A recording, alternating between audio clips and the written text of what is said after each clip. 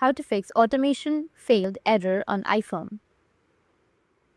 So if you want to fix automation failed error on your iPhone, then what you need to do is first you just need to simply go with your search, and here you need to search for shortcuts.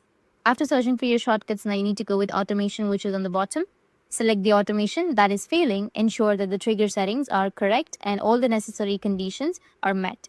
You can tap on it and verify if the automation is set to run without asking for confirmation, and this will fix your problem. Or if this doesn't, then the second solution is to review your permissions.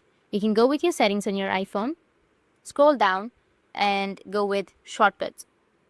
You can go with apps, and under your apps, you may have your shortcuts. Tap on shortcuts.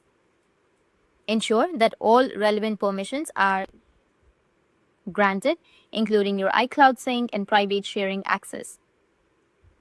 Go and turn this on, and this might fix your problem. Or if this still doesn't fix your problem, then the third solution is to offload and restart the Shortcuts app. You can open up your settings on your iPhone, and on your settings, you can just simply scroll down and then tap on General. You'll have the General option right here. Tap on General. Under General, you can go with iPhone storage. From the iPhone storage, you need to find the shortcuts in the list of the apps. Tap on Show All, or go with Search, which is on the top right, and then search for shortcuts. Tap on it, and here you will have offload option. You can just simply go with offload, and after offloading, you can clear the app's cache and then restart your iPhone, and this will fix your problem. So that's it, and if you have any questions, feel free to comment below. Thanks for watching.